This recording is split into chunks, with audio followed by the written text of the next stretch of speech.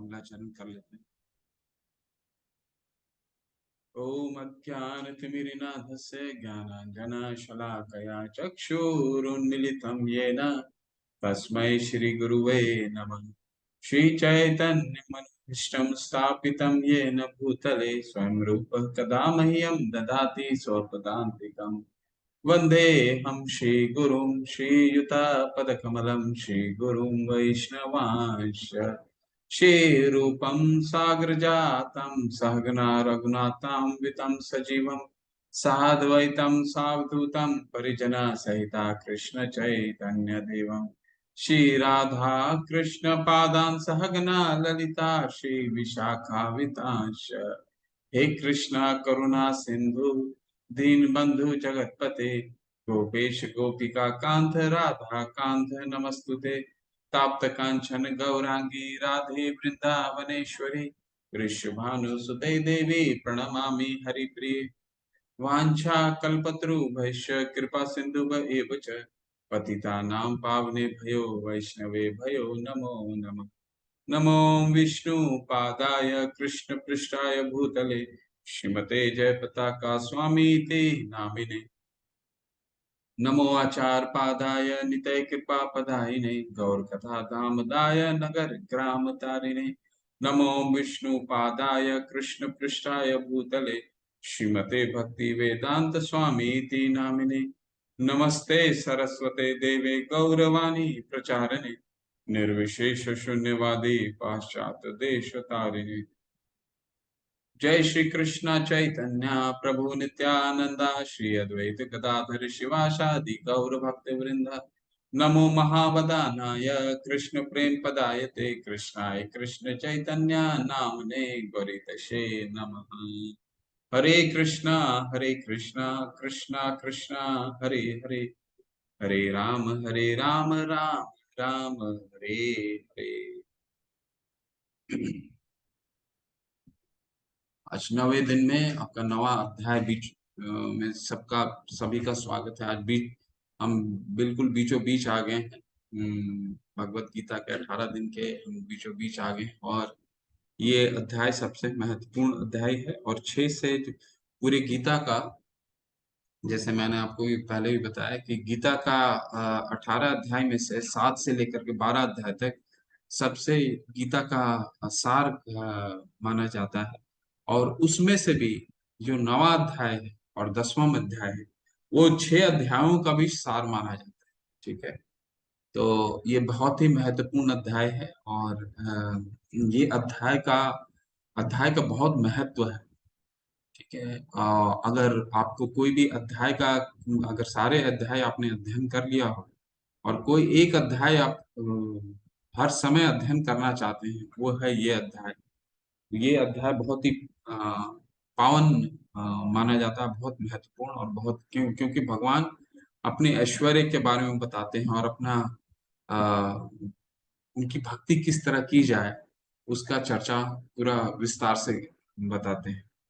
तो इससे पहले हम थोड़ा सा 8वां अध्याय का आज समझ लेते हैं क्या क्या हमने कल पढ़ा था। तो कल का अध्याय जो था हमारा वो किस चीज पे था? कल अंत काल अर्जुन जो है 8 प्रश्न पूछते हैं। क्या क्या प्रश्न रहते हैं अर्जुन के प्रश्न रहते हैं कि ब्रह्म क्या है।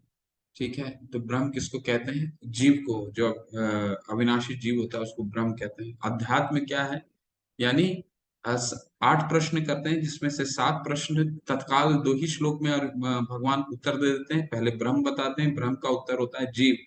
फिर अध्यात्म क्या मतलब होता है? स्वभाव, जो जीव का स्वभाव होता है जिसके कारण ये शरीर की प्राप्ति होती है। हम जिस तरह ये इस भौतिक जगत का विदोहन करते हैं, उसी के द्वारा हमारा जो स्वभाव होता है हमारा, उसी के द्वारा हमारा अगला शरीर प्रकृति निश्चित करती है। ठीक है, इसके बाद आता है कर्म क्या है, यानी सकाम कर्म, जो हम वेदों के अनुसार कर्म करते हैं उसको सकाम कर्म बोलते हैं। आदिभूत क्या है? आदिभूत मतलब ये प्रकृति। ठीक है, ये भौतिक प्रकृति, उसको आदिभूत बोलते हैं। ठीक है, आदिदेव कौन है? तो आदिदेव का हम बहुत ही विस्तार रूप से गहन करेंगे 11वें अध्याय में, जो विराट रूप है। ठीक है, इसके बाद भगवान पूछते हैं आदि यज्ञ कौन है। तो आदि यज्ञ कौन है, तो यज्ञों के स्वामी यानी परमात्मा है आदि यज्ञ, और वो कहाँ रहते हैं, तुम्हारे हृदय के पास रहते हैं। और सबसे अंत में भगवान पूछते हैं कि मृत्यु के समय कृष्ण को कैसे याद किया जाए। ठीक है, अर्जुन ऐसा प्रश्न, 8वां प्रश्न करते हैं। तो सातों प्रश्न का तो इमिडिएटली उत्तर दे देते हैं, लेकिन 8वां जो प्रश्न है जिसका पूरा विस्तार से पूरे अध्याय में वर्णन करते हैं किस तरह से भगवान को याद किया जा सकता है। अंत काले च मामेव स्मरण मुक्त्वा कलेवरम यह प्रयाति सद्मद भावम यान्ति न अस्त्र संशय। जो मुझे अंत काल में जो मेरा स्मरण करता है वो मेरे धाम को प्राप्त करता है, यानी मेरे स्वभाव को प्राप्त करता है, इसमें कोई संशय नहीं है। ठीक है, लेकिन वो अंत काल का क्या मतलब, तो अगले अध्याय अगले ही श्लोक में भगवान बताते हैं कि अभ्यास, वो कोई किसी को रातों रात अगर कोई नाम लेना शुरू करे तो नहीं हो सकता, उसके लिए अभ्यास करते रहना होगा। तो अभ्यास हम पूरे जीवन अभ्यास करेंगे तो हम अंत काल में, जब हमारा अगर अंत काल में हम भगवान को स्मरण करने के लिए योग्य होंगे तो हमारा शरीर साथ देगा तो हम कर पाएंगे, और नहीं भी शरीर साथ दिया तो भगवान हमें स्वयं लेकर के जाएंगे। ठीक है, फिर इसके बाद भगवान बताते हैं कि जो जिस भाव से उनका स्मरण करेगा वो उस भाव को प्राप्त करेगा। ठीक है, तो ये बताते हैं। अब कोई अगर अंत काल में भगवान को न स्मरण करके जो जीवन भर वो कार्य किया है उसको स्मरण करेगा तो उसी अंत तो गोतवा उसी भाव को प्राप्त करता है। ठीक है, तो ऐसे है कर भगवान इस तरह कहते हैं, और अंत में भगवान क्या कहते हैं कि वेदेषु यज्ञेषु तपेषु चैव ज्ञानेषु यत् पुण्य फलम प्रतिष्ठम अतेति तत्सर्वं विदम विदित्वा अतेति तत्सर्वं विदम विदित्वा योगिं परम स्थानुपैति च आदम। कि हमने जो भी वेदों का अध्ययन किया हो, या यज्ञ करा हो, तपस्या करा हो, ठीक है, और दान करा हो, दान भी कौन सा दान, सतोगुण में दान। ये ये जो चारों पांचों चीज है, कौन कौन से, वेदों का अध्ययन, यज्ञों का अध्ययन, तपस्या और दान देने का जो हमें पुण्य प्राप्त होगा वो केवल हमें भक्ति द्वारा प्राप्त हो सकता है, ऐसा भगवान बता करके 8वें अध्याय को समापन करते हैं। यानी भक्ति योग को सर्वश्रेष्ठ बता करके सब वो उसको समापन करते हैं, और वही जो सर्वोच्चता है वो 9वें अध्याय का आगाज होता है। ठीक है, तो 9वें अध्याय में हम क्या पढ़ने वाले हैं, राजगुह्य योग। राजगुह्य का क्या मतलब है, ये सही सबसे गुह्यतम ज्ञान है, सबसे गोपनीय ज्ञान है। नवम अध्याय भगवान कहते हैं ये सबसे गोपनीय है मेरा। ठीक है, ये और उसकी ये गोपनीय ज्ञान को पाने के लिए भी वो एलिजिबिलिटी तय करते हैं कि कौन उपयोगी, कौन इसको ज्ञान को ग्रहण कर सकता है। क्योंकि गोपनीय ज्ञान तो किसी के लिए नहीं होता है, गोपनीय ज्ञान तो किसी को भगवान नहीं देते हैं। उसका एलिजिबल भी कौन है, उसकी वो कौन उसका एलिजिबिलिटी है, उसकी क्या एलिजिबिलिटी है, तो वो भगवान इस श्लोक में बताते हैं। तो जैसा मैंने पहले भी बताया आपको, कोई भी अध्याय जो भगवान शुरू करते हैं, और ये अध्याय तो मैंने आपको पहले ही बताया है, तो ये भगवान ये अध्याय को शुरू कर रहे हैं। श्री भगवान उवाच इदम तु ते गुह्यतमं प्रवक्ष्यामि सूयवे ज्ञानम विज्ञानम सहितम यज्ञात्मा मोक्ष अशुभात्। श्री भगवान ने कहा, हे अर्जुन, क्योंकि तुम मुझसे कभी ईर्ष्या नहीं करते इसलिए मैं तुमसे यह परम गुह्य ज्ञान तथा अनुभूत बतलाऊंगा, जिसे जानकर तुम संसार के सारे कलुषों से मुक्त हो जाओ। तो प्रभुपाद जी समझाते हैं, इस प्रथम श्लोक का विशिष्ट महत्व है।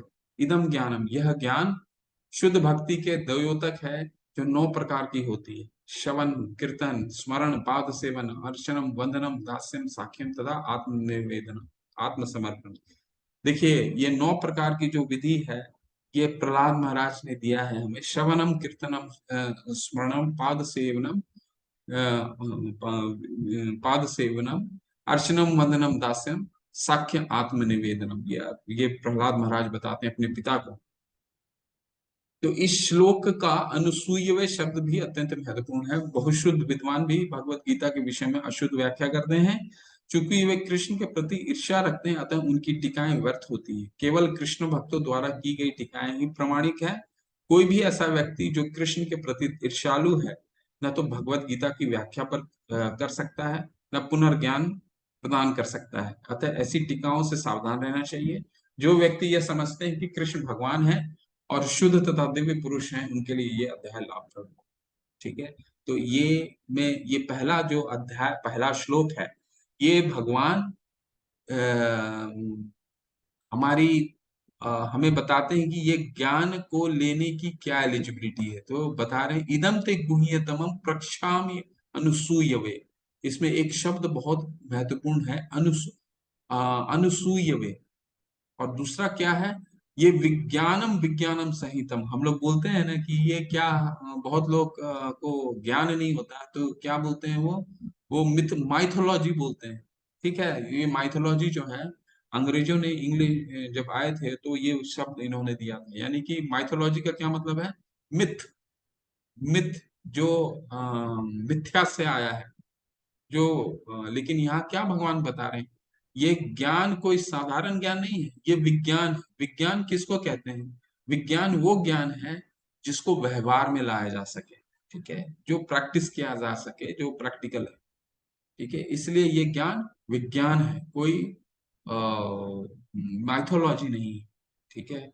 तो और दूसरा क्या बताते हैं, अनुसूयवे, कि अर्जुन मैं इसलिए तुम्हें ये ज्ञान कह रहा हूं क्योंकि तुम मेरे भक्त हो। भक्तो असी में सखा चेती। चौथे अध्याय में बोले थे भगवान कि ये ज्ञान तुम किसको क्यों बता रहा हूं, क्योंकि तुम मेरे भक्त हो और मेरे मित्र हो। यहाँ दोबारा उस चीज को बता रहे हैं कि ये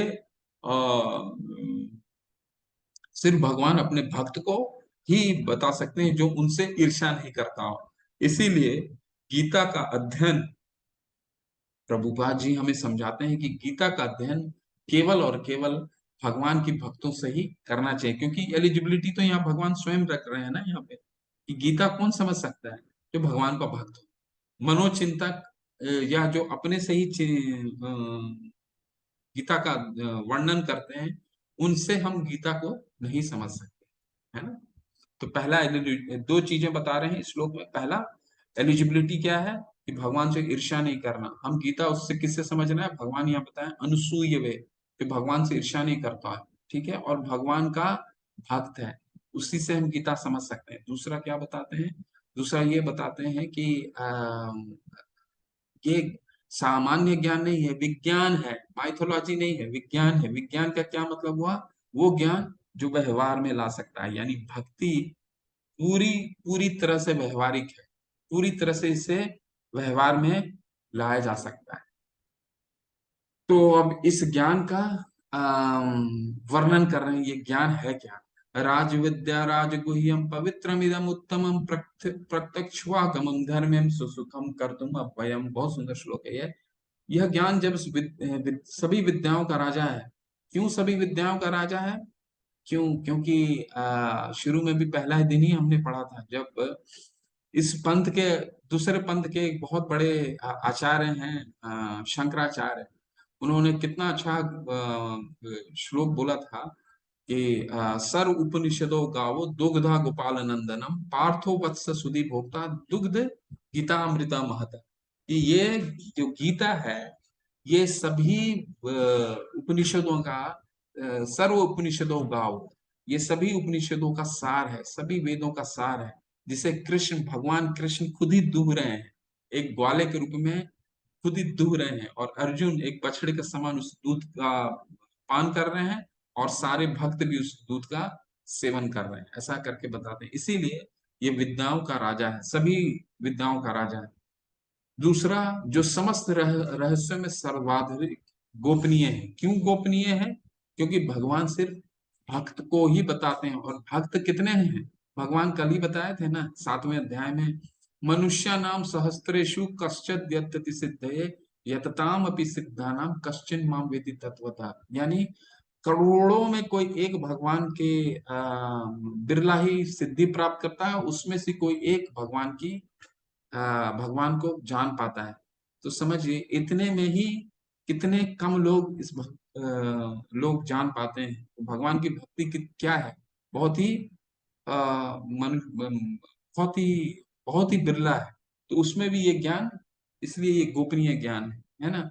ये परम शुद्ध है, ये चूंकि ये आत्मा का प्रत्यक्ष अनुभूति कराने वाला, अतः यह धर्म का सिद्धांत है, यह अविनाशी है और अत्यंत सुखपूर्वक संपन्न किया जाता है। तो इसमें और कुछ कुछ मुख्य पॉइंट पॉइंट हम चर्चा करेंगे। ये क्या है, पवित्र है। ठीक है, पवित्र है तो क्या करता है पवित्रता, ये हम कैसे समझे ये पवित्र है। तो पवित्र का मतलब है कि पद्म पुराण और गरुड़ पुराण में हम हमारे मनुष्यों का जितने पाप है, पाप कर्मों का फलों का उल्लेख हुआ है। जैसे कल एक प्रभु ने पूछा था ना कि जब भगवान ने हम हमारे सारे कर्मों को लिख रखा है, तो फिर उसको हम बदल कैसे सकते हैं। तो यहाँ पर भगवान बताते हैं कि अगर हम इसका अध्ययन करेंगे तो ये पवित्र होगा। पवित्र होने से क्या होगा कि हमारे जितने पाप हैं, जो पद्म पुराण में लिखे होते हैं, जितने पाप हैं वो सारे के सारे खत्म हो जाएंगे। तो एक उदाहरण देता हूँ आपको शास्त्रों से। नारद मुनि जो थे, उन्होंने वो पहले तो एक क्या बोलते हैं उन्हें, वो स्वर्ग के गायन करते थे। उनका मुझे स्मरण नहीं आ रहा है। तो वो गाना गाते थे स्वर्ग में। तो उनसे एक त्रुटि हो गई। अ, एक माता पे उनकी वो आ गया, तो उनकी त्रुटि हो गई। तो उनका जो अगला जन्म हुआ, तो एक दासी पुत्र में हुआ, दासी पुत्र के रूप में हुआ। लेकिन वो दासी पुत्र के रूप में हुआ, उनकी जो माता थी वो बहुत बड़ी भक्त थी और ऋषियों को सेवा करती थी। बहुत भक्त ऋषियों का सेवा करती थी, महर्षियों की सेवा करती थी। तो ये दासी पुत्र होने के नाते नारद मुनि जो थे, वो भी उनकी सेवा करते थे। उनको खाना खिलाना, उनका जूठा को, उनके जूठे को खाना, उनके बर्तन को साफ करना नारद मुनि करते थे। तो सिर्फ इतना करने से ही उनको भक्ति की प्राप्ति हो गई। और हम जानते हैं कि अगला जो जन्म हो भगवान का, नारद मुनि का, वो तो भक्ति का आचार्य कहलाते हैं। तो ये ज्ञान जो है, इसको शास्त्र पढ़ने के, नारद मुनि ने कोई शास्त्र का अध्ययन नहीं किया। उन्होंने क्या किया, अपने सिर्फ महर्षियों की सेवा करी। ठीक है, महर्षियों की सेवा करने से ही उन्हें भगवान की प्राप्ति हो गई। तो ऐसा, इसलिए ये ज्ञान जो क्या है, बहुत पवित्र है। इसके बाद क्या है, ये ज्ञान उत्तम है। पवित्रम इदम उत्तम, उत्तमम। क्यों उत्तमम है, क्योंकि ये भौतिक ज्ञान रूपी अंधकार को नाश करता है। ठीक है, ये आध्यात्मिक ज्ञान है ना। तो आध्यात्मिक ज्ञान क्या करता है, भौतिक द्वारा जितने हम भौतिक ज्ञान के द्वारा जितना हम अंधकार, अपना जो आवरण को, जो मिरर होता है, जो आप आईना देखते हैं, उसमें जितनी धूल जम जाती है, वो उसको साफ करता है। इसलिए ये उत्तम ज्ञान है। प्रत्यक्षवागमम, यानी ये प्रत्यक्ष आत्मा और शरीर की अनुभूति कराती है। ठीक है, ये मात्र यही ऐसा ज्ञान है। हम तो इतना ज्ञान, हम विद्यालय में इतना ज्ञान पढ़े, लेकिन कोई भी ज्ञान जो है वो आत्मा और शरीर का विश्लेषण नहीं करता। लेकिन भगवत गीता हमें आत्मा और शरीर का विश्लेषण करता है। इसीलिए ये प्रत्यक्षवागमम है, ये प्रत्यक्ष है। ये आत्मा और आत्मा की अनुभूति कराता है। तो तीसरे और क्या आता है, धर्मयम। धर्मयम किसको बोलते हैं, ये धर्म है। धर्म क्या होता है, धर्म तो साक्षात भगवत प्रणीतम। भगवान ने बताया कि धर्म का अर्थ क्या है, भगवान की सेवा ही धर्म है। धर्म तो साक्षात भगवत प्रणीतम, भगवान ने जो आदेश दे दिया करने के लिए, वही धर्म है। ठीक है, अब जैसे नारद मुनि, जैसे मैंने आपको उदाहरण दिया, उनका क्या धर्म था, महर्षियों की सेवा करना। तो उन्होंने वही किया, बस उतने करने मात्र से उनको भक्ति की प्राप्ति हो गई। ठीक है, सुसुखम है। सुसुखम मतलब कि बहुत सुखमय है और बहुत ही आसान है। इस पूरे पूरे अध्याय में भगवान इसकी सरलता के बारे में बताएंगे। हम जो समझते हैं कि हमें ये करना पड़ेगा, तब हमें भगवान की भक्ति करनी पड़ेगी, ये करना पड़ेगा, तो यहाँ बहुत ही सुसुखम है, सरल है। ये कोई गरीब भी कर सकता है। आगे भगवान बहुत ही अच्छे से विश्लेषण करेंगे 26वें श्लोक में, 27वें श्लोक में, कि ये बहुत ही सरल है और सबके लिए है। कि कोई ये ज्ञान किसी विशेष के लिए नहीं है। ये ज्ञान भक्ति सभी के लिए है और बहुत सरल है, कोई गरीब भी कर सकता है इसे। इसलिए सुसुख हम है। और बाद में इसके बाद क्या करते हैं, क्या कह रहे हैं, अव्यय है। अव्यय क्या क्या मतलब है, शाश्वत है। क्यों? क्योंकि ये जो ज्ञान है कभी समाप्त नहीं होने वाला है। ठीक है, मुक्ति के बाद भी जब हम ब्रह्म ज्योति को भी पा जाते हैं तो इसके बाद भी हमें ये ज्ञान जो है भगवान की भक्ति को और अग्रसर करती है। और भगवान को प्रत्यक्ष भगवान को हमें शरणागति पे मदद करती है। भगवान बताते हैं ना, ब्रह्म भूत प्रसन्न आत्मा न सोचती न कांक्षति समः सर्वेषु भूतेषु मद भक्ते लभते पराम। ये मद भक्ति लभते पराम है। ये ज्ञान हमेशा हमारे साथ रहता है। अब जैसे भौतिक ज्ञान क्या लेते हैं, हम भौतिक ज्ञान लेते हैं तो एक क्लास से दूसरे क्लास में जाते हैं तो दूसरा क्लास का जो किताब है वो प्रमोट होते ही हम दूसरा क्लास के जो बुक है वो उसको निष्कासित कर देते हैं या किसी को दे देते हैं या दान दे देते हैं, है ना। बट ये ज्ञान क्या है, ये हमारे शरीर त्यागने के बाद भी ये ज्ञान हमारे साथ हमेशा रहेगा। ये इसलिए ये अव्यय है, शाश्वत। हे परम तप, जो लोग भक्ति में श्रद्धा नहीं रखते वे मुझे प्राप्त नहीं कर पाते, अतः वे इस भौतिक जगत में जन्म मृत्यु के मार्ग पर वापस आते रहते हैं। तो ये हमने बहुत बार इसका अध्ययन किया है कि भगवान की जो भक्ति नहीं करता वो इस ज्ञान को वो भगवान को प्राप्त नहीं कर पाएगा, है ना। वो इस जन्म मृत्यु में बार बार आता रहेगा। पुनरपि जननम पुनरपि मरणम पुनरपि जननी जठरे शयनम।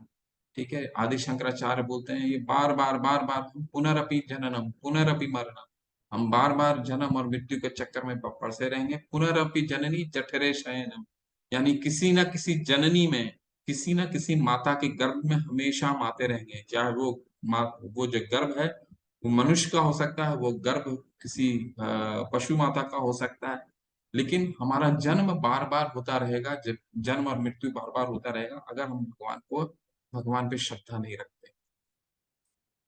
अब भगवान 7वें अध्याय में हमने क्या पढ़ा था, भगवान के ऐश्वर्य पढ़ा था। ऐश्वर्य का क्या मतलब है, हमने अध्ययन करा था ना कि भगवान को अगर इस ऐश्वर्य के रूप में जानना है तो कैसे जान सकते हैं। भगवान बताए मैं जल का स्वाद हूँ, मैं अग्नि का ऊष्मा हूँ, मैं चंद्र और सूर्य की रोशनी हूँ, बताए थे आपको। ठीक है, हमने अध्ययन करा था इसका। तो अब उसको आज ये जो अध्याय है बेसिकली, ये अध्याय 7वें अध्याय का ही और विश्लेषणात्मक चर्चा है। तो उसी को और आगे लेकर के चल रहे हैं। तो भगवान अपनी ऐश्वर्य की, यहाँ भगवान अपना ऐश्वर्य बताएंगे। ये संपूर्ण जगत मेरे अव्यक्त रूप द्वारा व्याप्त है, समस्त जीव मुझ में है किंतु मैं उनमें नहीं हूँ। बहुत सुंदर श्लोक है, मया तद्विदम सर्वम जगत अव्यक्त मूर्तिना मत स्थानी सर्वभूतानि न चाहम तेषु अवस्थिता। यानी कहने का मतलब है कि यहाँ भगवान कह रहे हैं कि मैं इस पर संपूर्ण जगत मेरे रूप में अव्यक्त रूप में व्याप्त हूँ। तो अव्यक्त रूप में व्याप्त हूँ। जैसे अब जो प्लानिटरी सिस्टम है, सारा अपने जो ग्रह हैं अपने मंडल में तैर रहे हैं, सूर्य रोशनी दे रहा है। तो भगवान क्या सबको सब जगह जाकर के खुद ही कर रहे हैं क्या? नहीं। तो भगवान अपने शक्ति के द्वारा करा रहे हैं। तो भगवान यहाँ क्या कह रहे हैं, मैं हूं लेकिन आप शक्ति के द्वारा हूं। सभी जीव मुझ में है किंतु मैं उनमें नहीं हूं। तो भगवान अपनी शक्ति के द्वारा हर जगह रहते हैं। अब उदाहरण के रूप में आप जैसे एक कमरे में अपने बैठे हैं सुबह सुबह, ठीक है, और सूर्य की किरण आता है। ठीक है, तो सूर्य की किरण आने का मतलब क्या हो गया, सूर्य का किरण आने का मतलब ये नहीं हुआ कि सूर्य स्वतः ही आपके घर में आ गया या रूम में आ। सूर्य अपने रोशनी रूपी शक्ति के द्वारा अपने रूम में, आपके रूम में आया है। तो सूर्य तो पूरे पृथ्वी में अपना रोशनी देता है। तो क्या सूर्य स्वतः ही आ जाता है? नहीं, अपना शक्ति के द्वारा आता है। ठीक है, तो इसको इस तरह से समझने का प्रयास कीजिए तो कि भगवान हर जगह है लेकिन वो स्वतः ही फिजिकली हर जगह नहीं है, अपने शक्ति के द्वारा हर जगह व्याप्त है। ठीक है, जैसे अब मान लीजिए कोई कंपनी है, ठीक है, तो प्रोपा जी बताते हैं जब उन्होंने ये किताब लिखा था, ग्रंथ लिखा था, तो उस समय फोर्ड जो कंपनी है वो बहुत चर्चित हुआ करती थी। तो फोर्ड जो कंपनी के जो वर्कर हैं, जो कर्मचारी हुआ करते थे, वो अपने मालिक का की शक्ति का अनुभव हर जगह किया करते थे। ठीक है। अब मान लीजिए कंपनी को एक मालिक बनाता है, तो इसका मतलब ये नहीं कि वो सारा कार्य खुद ही कर रहा है, तो वो अपनी शक्ति के द्वारा कार्य कर रहा है ना। शक्ति के द्वारा एक गाड़ी बनती है, वो शक्ति के द्वारा हर जगह व्याप्त रहता है। उसी तरह भगवान अपनी शक्ति के द्वारा इस पूरी प्रकृति को संचालित, आध्यात्मिक और प्रकृति को संचालित करते हैं, स्वतः ही नहीं करते। ठीक है। तथापि मेरे द्वारा उत्पन्न सारी वस्तुएं मुझ में स्थित नहीं रहती। जरा मेरे योग ऐश्वर्य को देखो। यद्यपि मैं समस्त जीवों का पालक भरता हूँ और सर्वत्र व्याप्त हूँ, लेकिन मैं इस विराट अभिव्यक्ति का अंश नहीं हूँ, मैं सृष्टि का कारण स्वरूप हूँ। तो भगवान यहाँ पे अपना वही योग, जो ऐश्वर्य है भगवान का, आ, वो बता रहे हैं, और उसका उदाहरण भी देते हैं इसमें। जिस प्रकार सर्वत्र प्रवहमान प्रबल वायु सदैव आकाश में स्थित रहती है, उसी प्रकार समस्त उत्पन्न प्राणियों को मुझ में स्थित मानो। तो कहने का क्या तात्पर्य है कि मान लीजिए आकाश है, भगवान उदाहरण भी दे करके समझा रहे हैं कि देखिए आकाश है। आकाश जो सबसे इस धरातल पे सबसे बड़ा अभिव्यक्ति क्या है? आकाश। और उसके बाद क्या हम समझते हैं? वायु। ठीक है। हवा। हवा कितनी बड़ी शक्ति है। हवा के बिना हम कोई भी जीव जीवित नहीं रह सकता। लेकिन हवा क्या है? हवा स्वतंत्रता में अपना कार्य कर रही है, लेकिन है ये आकाश के नीचे। ठीक है। आकाश के अंदर ये व्याप्त है। अब ये आकाश के बाहर जाइएगा तो हवा आपको नहीं मिलेगी। तो लेकिन आकाश अपना कार्य कर रहा है और हवा अपना कार्य कर रहा है। उसी तरह भगवान जो है, वो उनके अंदर ही सारी चीजें हैं, अपनी शक्ति द्वारा व्याप्त है। ठीक है। इसको इस तरह से समझने का प्रयास कीजिए। जैसे मैंने आपको शायद कल या परसों एक उदाहरण भी दिया था कि मान लीजिए आप एटीएम में पैसा निकालने चाहते हैं, तो पैसा निकालते हैं, उसके पीछे एटीएम को बनाने वाला कोई इंजीनियर होता है, वो ऑटोमेटिक तो चलता नहीं है ना। तो उसी तरह भगवान की सारी जो व्यवस्था है, वो ऑटोमेटिक नहीं, अपनी भगवान अपनी शक्तियों द्वारा सारा जगह संचालन करते हैं। वो फिजिकली हर जगह नहीं आकर के अपनी शक्तियों द्वारा व्याप्त है। संपूर्ण विराट जगत मेरे अधीन है। ये मेरी इच्छा से बारंबार स्वतः प्रकट होता रहता है और मेरी ही इच्छा से अंत में विनष्ट हो जाता है। तो ये हमने पढ़ा था कि भगवान की ये सृष्टि कैसे होती है। सृष्टि भगवान अपनी सृष्टि सबसे पहले भगवान कारणों दक्षाय विष्णु के रूप में कारण सागर में लेटे रहते हैं, और कारण से सागर से जितना बुलबुला अपने शरीर से उनका आता है, वो उतना ही बुलबुला ब्रह्मांड, वो सारा बुलबुला ब्रह्मांड होता है। ब्रह्मांड में वो अपने आप को दोबारा एक्सपैंड करते हैं गर्भोदक्षाय विष्णु के रूप में। हर ब्रह्मांड में गर्भोदक्षाय विष्णु जाते हैं, और फिर उनके नाभि कमल से ब्रह्मा जी उत्पन्न होते हैं, जो सृष्टि का निर्माण करते हैं। और सृष्टि का निर्माण से हर एक चीज में, जड़ हो या चेतन वस्तु हो, उसमें तीसरी बार वो अपने आप को एक्सपैंड करते हैं शिरोदक्षाय विष्णु के रूप में। तो इस तरह सृष्टि का निर्माण और पालन चलता है। और अंत में जब ब्रह्मा जी का अंत हो जाता है, उनका जीवन काल जो 100 वर्ष की है, कितना जीवन काल है? 311 ट्रिलियन ईयर। जब 311 ट्रिलियन ईयर जब समापन हो जाता है, तो ये प्रलय हो जाता है। प्रलय होकर के कहाँ जाता है? महाविष्णु के अंदर ये समा जाता है। ठीक है। अब ये सारे भगवान के ऐश्वर्य हैं, इसको समझने का प्रयास कीजिए। ठीक है। भगवान क्या अपनी शक्ति का भी वर्णन कर रहे हैं कि मैं इस दृश्य जगत में, इस प्रकृति में, इस पूरे ब्रह्मांड आध्यात्मिक जगत में किस तरह व्याप्त रहता हूँ, अपनी शक्ति के द्वारा व्याप्त रहता हूँ। एक इसके बाद फिर बता रहे हैं, देखिए, मय्या दक्षेण प्रकृति सूयते सचराचरम हेतु नाने कौन्तेय जगत भी परिवर्तते। हे कुंती पुत्र, ये भौतिक प्रकृति मेरी शक्तियों में से एक है और मेरी अध्यक्षता में कार्य करती है, जिसके सारे चर तथा अचर प्राणी उत्पन्न होते हैं। इसके शासन में ये जगत बारंबार सृजित और विनिष्ट होता है। तो जैसे मैंने आपको बताया कि भगवान के ही अध्यक्षता में ये सारा सृष्टि कार्य करती है। जिस तरह एक ऑटोमेटेड टेलर मशीन एक इंजीनियर द्वारा निर्माण किया हुआ है, और इंजीनियर के तहत ही एक बैंक बैंक उसको संचालित करता है, तभी पैसे उससे निकलते हैं। ठीक है। लेकिन भगवान वो उसी तरह भगवान फिजिकली नहीं आते उसको करने के लिए। ठीक है। उसको इसी तरह समझने का प्रयास कीजिए। तो ये सारी जो जड़ और जो व्यवस्था देख रहे हैं, भगवान बता रहे हैं ये इसका मैं ही संचालन कर रहा हूँ, मैं ही इसको एडमिनिस्टर कर रहा हूँ, मैं ही संचालन कर रहा हूँ। मेरी अध्यक्षता में ही ये सारा चर और अचर, चर मतलब जो चल सकते हैं, और अचर मतलब जो चल नहीं सकते हैं, यानी जड़ वस्तु, चेतन वस्तु। ठीक है। तो वो सारे भगवान का ही द्वारा अध्यक्षता में कार्य करते हैं।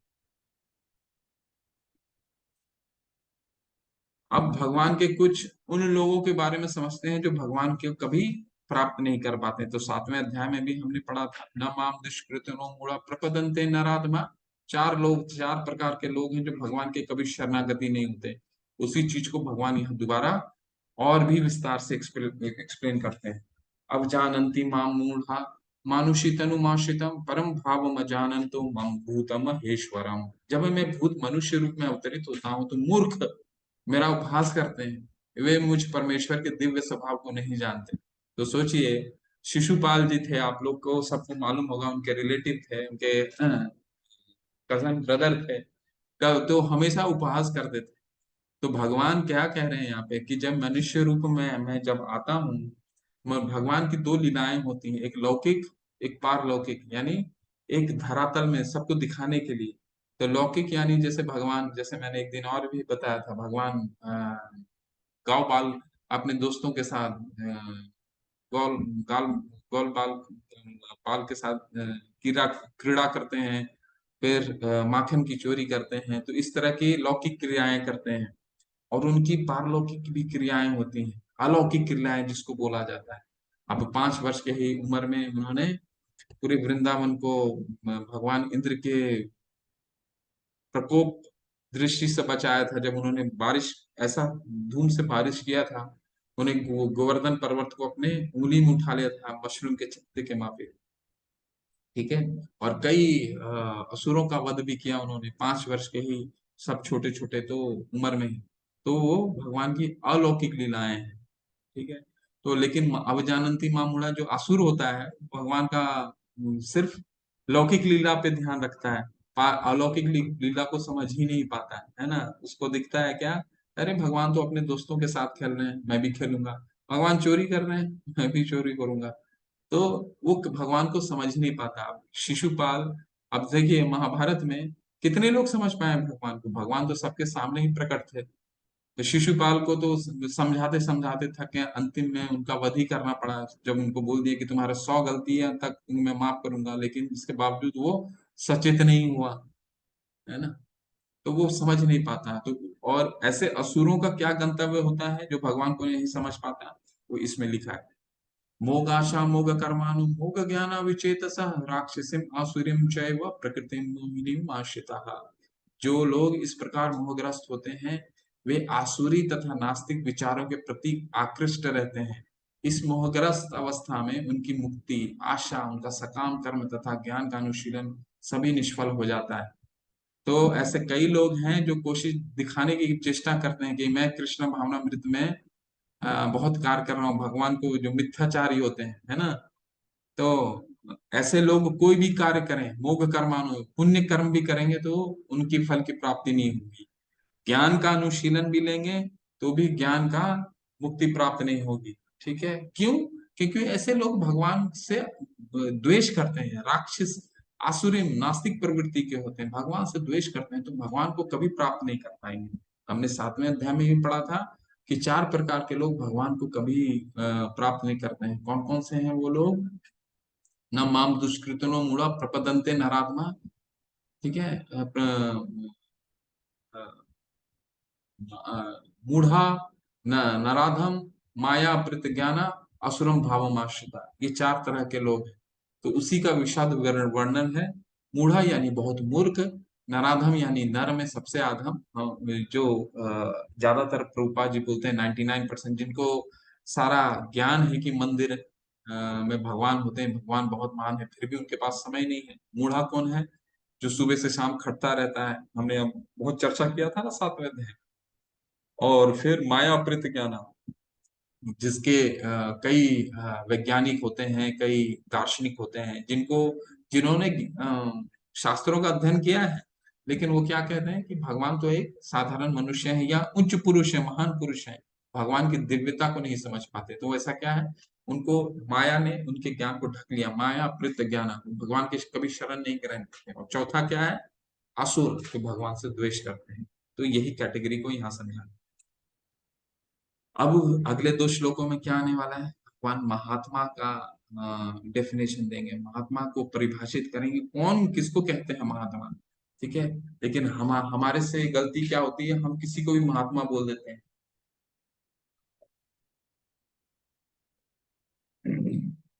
भगवान यहाँ महात्मा का परिभाषा दे रहे हैं। महात्मा नस्तु माम पार्थ देवी प्रकृति माश्रिता भजन्ते अनन्य मनसो ज्ञात्वा भूतादिम अव्ययम्। हे पार्थ, मोह मुक्त महात्मा जन देवी प्रकृति के संरक्षण में रहते हैं। वे पूर्णतः भक्ति में निमग्न रहते हैं, क्योंकि वे मुझे आदि तथा अविनाशी भगवान के रूप में जानते हैं। तो यहाँ भगवान का महात्मा का डेफिनिट परिभाषा दे रहे हैं। क्या दे रहे हैं? महात्मा कौन होते हैं? महात्मा जो हर समय मेरे कार्य में, मेरे चिंता में मग्न रहते हैं, और उनकी संरक्षण मैं करता हूँ। ठीक है। एक छोटी सी कथा आती है, वैसे समय बहुत ही कम है, छोटी सी कथा संक्षेप में बताता हूँ आपको कि दक्षिण भारत में एक बहुत बड़े भगवान के भक्त होते हैं। तो भगवान भगवान के हर समय भगवान को चिंता रहते हैं, लेकिन बहुत दरिद्र दीन रहते हैं, उनके पास धन दौलत नहीं रहता है कि भगवान को वो प्रसाद अर्पण कर सकें, भगवान का आरती कर सकें। तो लेकिन भगवान के भक्त होते हैं, तो वो भगवान पे इस तरह ध्यान करते हैं कि वो अपने ध्यान में सोचते हैं कि मैं गंगा से, यमुना से, सरस्वती नदी से, सबसे जल लेकर के आकर के भगवान पे अर्पित कर रहा हूँ। वो सिर्फ ऐसा चिंता करते थे, क्योंकि उनके पास इतनी सुविधाएं थी नहीं, बहुत दरिद्र थे। फिर वो सोचते थे, उन्होंने ये भी सोचा कि भगवान को मैं अच्छे अच्छे पुष्प अर्पित करता हूँ, फल अर्पित करता हूँ। तो ऐसे निमग्न रहते थे अपने ये सोच सोच करके, बहुत ही प्रसन्न रहते थे ध्यान में। एक बार क्या, वो ध्यान कर रहे थे, उन्होंने बोला आज चलो मैं भगवान को खीर चढ़ाऊंगा। ठीक है। तो भगवान को खीर चढ़ाते हैं, फिर खीर चढ़ाने के लिए जाते हैं। ये सब सिर्फ ध्यान में कर रहे हैं, सच में नहीं, क्योंकि ये सिर्फ ध्यान कर देते हैं। तो खीर जब चढ़ाने जाते हैं, तो वो पहले देखते हैं क्योंकि गर्म जब खीर होती तो अच्छी लगती नहीं है, तो वो देखें कि वो सोचते हैं कि भगवान को एक ठंडी खीर देते हैं।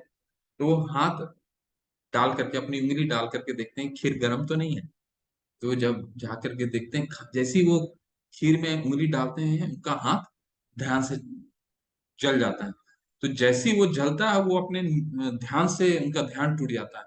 वो क्या देखते हैं, जबकि वो ध्यान में उंगली खीर में उंगली डाले थे, और असल में वो देखते हैं कि उनका उंगली जल गया है। ठीक है।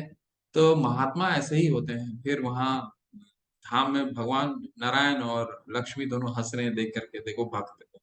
तो भगवान का जो भक्त होता है, हर समय भगवान के ध्यान में रहता है ना, हर समय उसके पास कुछ है या नहीं है, हर समय भगवान का ध्यान में रहता है। और उसको क्या, कौन संरक्षण देते हैं? उसको भगवान स्वतः ही संरक्षण देते हैं। इसके और क्या गुण है, वो क्या करता है? सततम कीर्तयन्तु माम यतयन्तश्च दृढ़व्रता नमस्ते नमस्तश्चन्त माम भक्त्या नित्य युक्ता उपासते। हे ये महात्मा, मेरी महिमा का नित्य कीर्तन करते हुए, दृढ़ संकल्प के साथ प्रयास करते हुए, मुझे नमस्कार करते हुए, भक्ति भाव से निरंतर मेरी पूजा करते हैं। तो क्या करते हैं? पहले हमने क्या कैरेक्टरिस्टिक पढ़ा? पहले वो चरित्र ये पढ़ा कि वो भगवान का हमेशा भगवान के चिंतन में निमग्न रहते हैं, और भगवान उसको संरक्षण देते हैं। दूसरा कैरेक्टरिस्टिक क्या है? सततम कीर्तन करते हैं, हमेशा कीर्तन करते रहते हैं मेरे बारे में। और क्या करते हैं? यत्यंतश्च दृढ़ व्रतम, मेरे में दृढ़ रहते हैं। ठीक है। दृढ़ का क्या मतलब हुआ, जैसे एकादशी व्रत का पालन, जो नियम नियम दे रखे हैं वेदों शास्त्रों में भगवान के अर्चन के लिए, वो दृढ़ता, उनका दृढ़ता, दृढ़ रहते हैं उसमें। नमस्त्यंत भगवान को नमस्कार करते हैं, ठीक है। और नित्य युक्त उपासते, मुझे हर समय मेरी पूजन करते हैं, ठीक है। तो अपना क्या करना है, हमें मनसा वाचा कर्मणा, अपने सारे कार्यकलाप भगवान की दिव्य सेवा में लगानी है। तो एक बार प्रभुपाद जी को एक रिपोर्टर ने पूछा कि अच्छा प्रभुपाद जी, कहाँ भगवत गीता में लिखा है हरे कृष्ण महामंत्र का जाप करने के लिए, कहाँ 16 माला लिखा है जो आपने आप 16 माला बोलते हैं करने के लिए। तो प्रभुपाद जी बताते हैं कि भगवान ने बोला है सततम कीर्तयन्तो माम, हमेशा कीर्तन करो, मैं तो 16 ही माला बोल रहा हूँ तुमको करने के लिए, ठीक है। तो भगवान यहाँ क्या बोलते हैं कि वो जो मेरा भक्त होता है वो मेरा सततम कीर्तन करता है, हमेशा कीर्तन करता है, मुझे नमस्कार करता है, मेरी भक्ति में दृढ़ रहता है, ठीक है। तो ये कुछ कैरेक्टरिस्टिक, ये कुछ वो महात्मा का कैरेक्टरिस्टिक बता। ये सारा के सारा श्लोक बहुत ही महत्वपूर्ण है, और यहाँ पे भगवान अपनी दिव्यता को बतला रहे हैं। अभी भगवान ने क्या, पहले भगवान क्या बताया कि मैं इस जगत में कैसे रहता हूँ, अपनी शक्ति के द्वारा व्याप्त हूँ। मैया दक्षिण प्रकृति, ये सारा प्रकृति मेरे द्वारा ही उत्पन्न है, जितनी चर है और अचर मेरे द्वारा ही संचालित होती है। फिर क्या बताया, महात्मा कैसे होते हैं, अब बता रहे हैं, मैं इस पूरे ब्रह्मांड का पिता, पितामह से जगतो माता धाता पितामह वेद, वेदम पवित्रम ओंकारम ऋषभ साम यजुर्वेद यजुरेव च। मैं इस ब्रह्मांड का पिता, माता, आश्रय तथा पितामह हूँ। मैं ज्ञेय हूँ यानी जानने योग्य, शुद्ध करता तथा ओंकार हूँ। मैं ऋग्वेद, सामवेद तथा यजुर्वेद में। तो ऐसा क्यों बोल रहे हैं भगवान, भगवान सभी के पितामह है।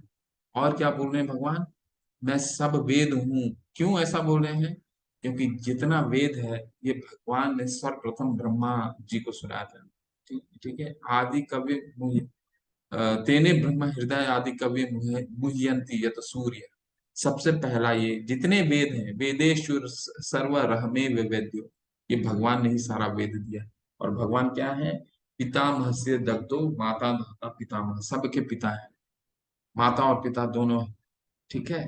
तो जैसे हम सोचते हैं कि ईश्वर परम कृष्णा, ब्रह्मा जी कहते हैं ईश्वर परम कृष्णा सच्चिदानंद विग्रह अनादिर आदिर गोविंद सर्व कारण कारण, यानी उस सभी कारणों के कारण है। अब जैसे हमारे माता पिता होंगे, ठीक है, उनके कारण कौन है, उनके माता पिता, उनके माता पिता के कारण कौन है, उनके माता पिता।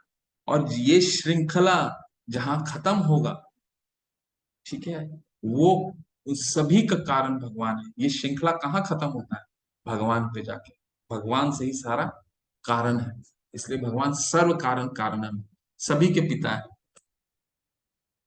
मैं ही लक्ष्य पालन करता स्वामी साक्षी धाम शरणस्थली तथा अत्यंत प्रेम मित्र हूं। मैं सृष्टि तथा प्रलय सबका आधार आश्रय तथा अविनाशी बीज भी हूँ। हे अर्जुन, मैं ही ताप प्रदान करता हूँ और वर्षा तो को रोकता तथा लाता हूँ। मैं अमृत तो हूँ, साक्षात मृत्यु भी हूँ। भगवान बहुत अच्छे से बताएंगे भी 11वें अध्याय में, जब भगवान अपना विराट रूप दिखाएंगे तो भगवान काल रूप भी दिखाएंगे। तो उस काल, ये जो भगवान का मृत्यु का जो रूप है उसको काल रूप बोलते हैं। वो हम 11वां अध्याय में बहुत डिटेल में उसको विस्तार से पढ़ेंगे। आत्मा तथा पदार्थ, सत तथा असत दोनों मुझ में ही है। तो यहाँ क्या भगवान बता रहे हैं कि मैं सभी का पालन करता हूँ, ये हमने अभी देखा है। मैया दक्षिण प्रकृति सुईते सचराचर चरम, ठीक है। भगवान सभी के कारणों, सभी के कारण है और सभी के अविनाशी बीज है।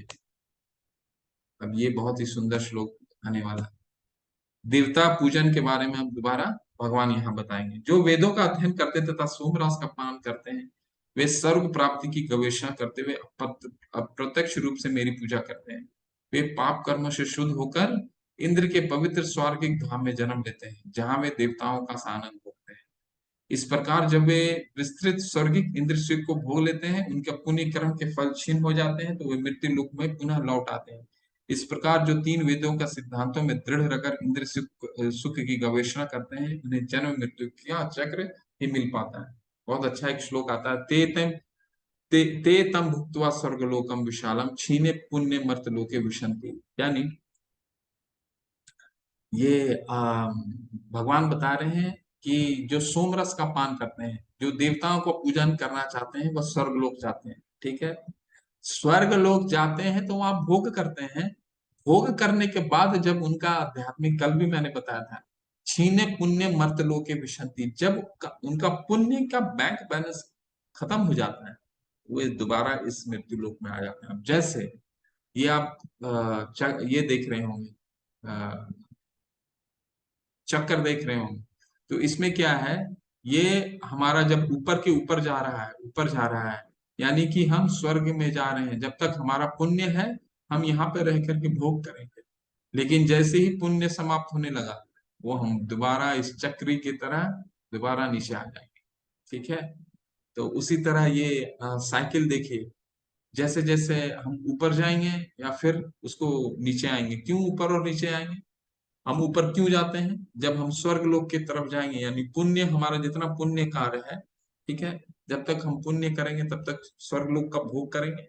अब भोग जब हमारा पुण्य खत्म हो जाएगा, बैंक बैलेंस खत्म हो जाएगा पुण्य का, आध्यात्मिक बैंक बैलेंस, हम दोबारा स्मर्त लोक में आएंगे।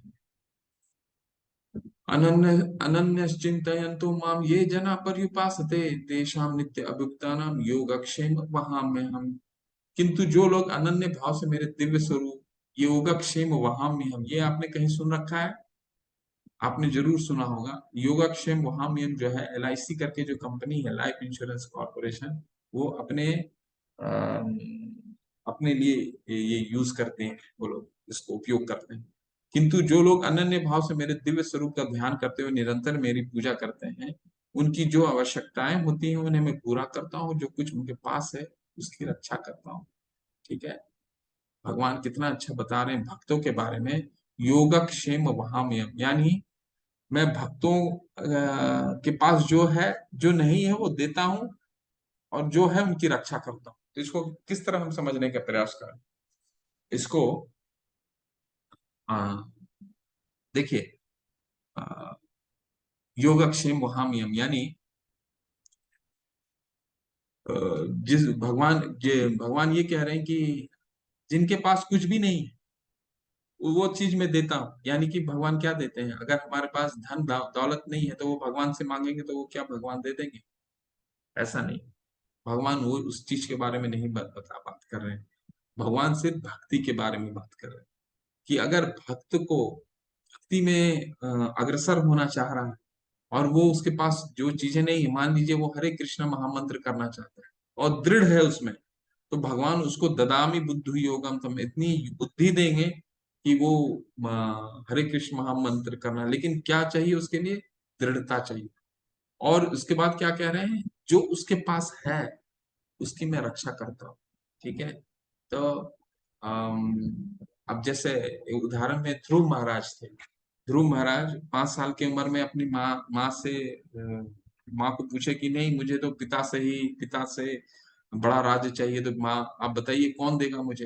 तो उनकी माँ ने बताया था, जाओ तुमको भगवान का तपस्या करना पड़ेगा। ठीक है, तो भगवान की वो तपस्या करने के लिए बोले कि भगवान कहाँ मिलेंगे, तो बोले कि जाइए भगवान जंगल में मिलेंगे। तो जंगल गए, और जंगल में जब वो उन्होंने तपस्या शुरू किया, तो उनको तो पता नहीं, 5 साल के छोटे बालक सारा जानवर को देखे, तो उनको लगा ये जितना जानवर कूद के घोड़ा कूद रहा है, कोई हिरन जा रहा है, कूद के जंगल में जा रहा था, तो ध्रुव महाराज ने सोचा कि ये जो जानवर दौड़ रहा है, यही भगवान तो नहीं है, तो सबके जानवर के पीछे भागने लग गए उसे भगवान समझ करके। तो भगवान इतने प्रसन्न हो गए उनसे कि उन्होंने नारद मुनि को भेजा, और फिर उन्होंने तपस्या किया, और जब भगवान उनको दर्शन भी देते हैं, तो जब भगवान को दर्शन देते हैं, ध्रुव महाराज बोलते हैं कि मैं एक पत्थर मांग रहा था और मुझे देखिए हीरा मिल गया।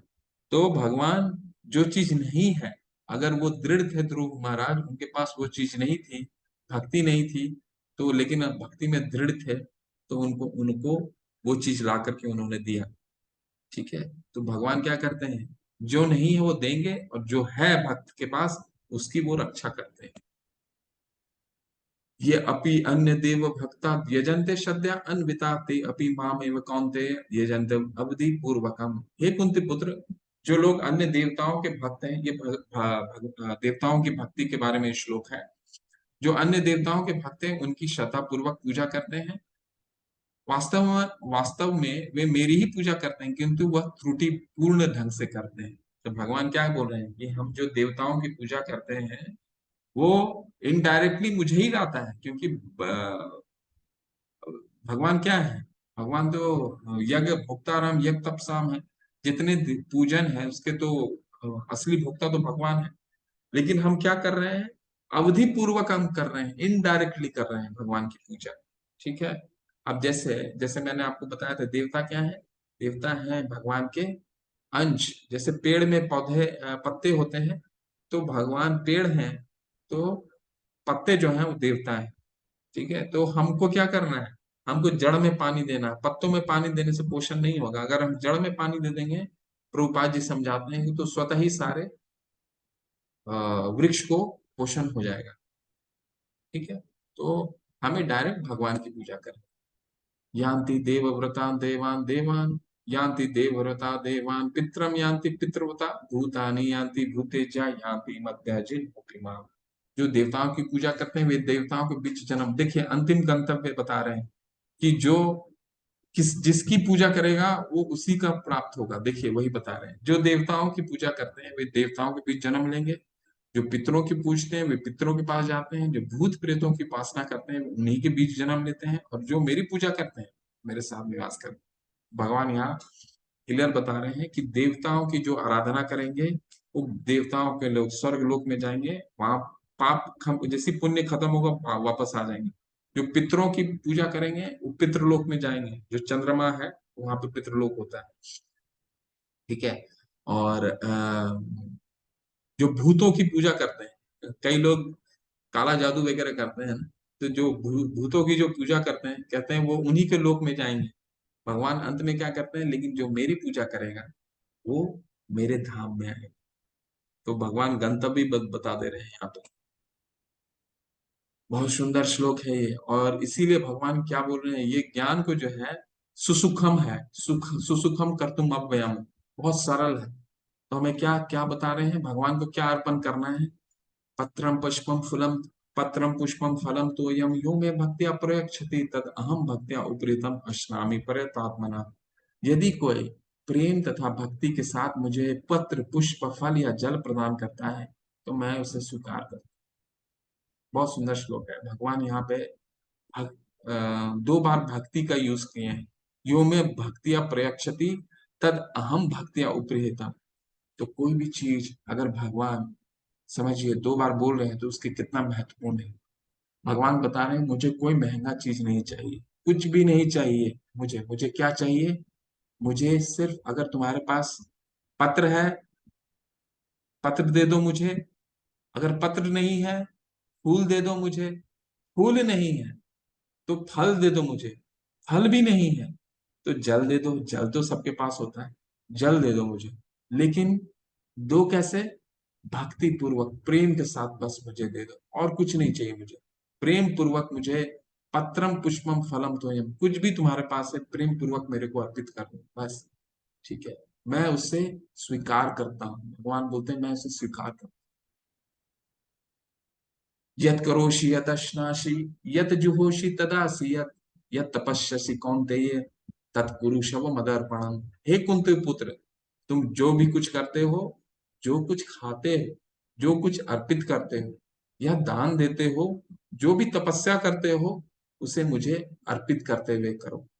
तो प्रभुपाद जी बताते हैं कि हर व्यक्ति का कर्तव्य है कि वो अपने जीवन को इस तरह ढाले कि वो जो भी कार्य कर रहा हो भगवान की सेवा के लिए कर रहा हो।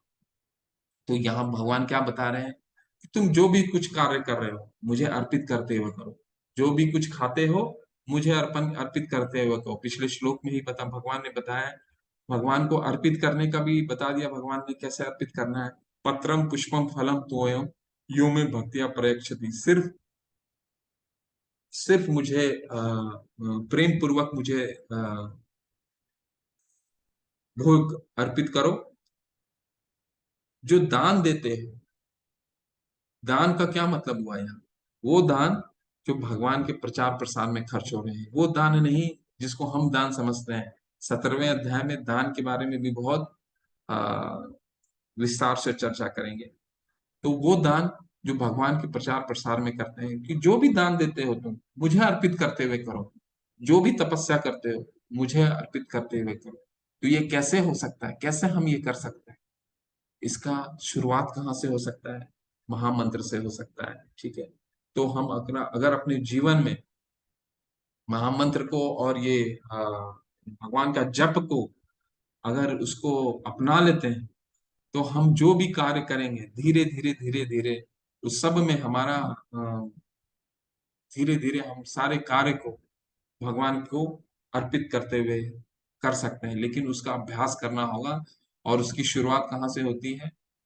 जप से होती है। भगवान के नाम, भगवान के गुण और भाव, भगवान के लिए भगवान का जप से ये कार्य शुरू होती है।